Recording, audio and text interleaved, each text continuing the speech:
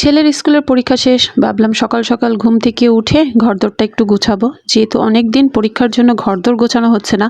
তো আমি সকাল সকাল উঠে গেছি, এদিকে বাপ ছেলেও আমার সাথে সাথে উঠে গেছে। উঠে তো তারা সে ঘ্যান ঘ্যান লাগাইছে যে খিদা লাগছে খিদা লাগছে।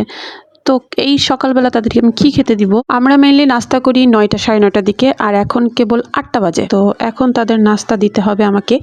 আর আমি একটু ঘরের কাজ করছিলাম, ওদের জন্য শান্তি মতো করতে পারছিলাম না। তো ভাবলাম শর্টকাটে কি করা যায়। তো সেদিন পুরান ঢাকার ঐতিহ্যবাহী সেই বাকরখানি কিনে এনেছিলাম।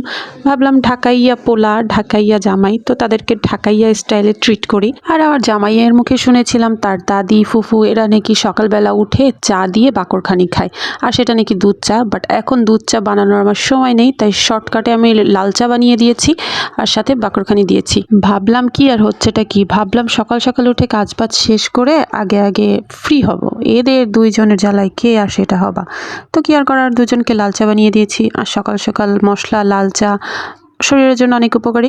আর চাটা ঢেলে আমি গোলাতে যে মনে পড়লো ইনি তো আবার চায়ে চিনি খান না, তো ওনারটায় গোলায় তো লাভ নাই, তো ছেলেটায় হালকা চিনি দিয়েছিলাম। তো এটা দিয়ে তাদেরকে আপাতত শান্ত করে রাখতে হবে, আর আমাকে যত তাড়াতাড়ি সম্ভব ঘরের টুকটাক কাজ গুছিয়ে সকালে নাস্তা বানাতে যেতে হবে।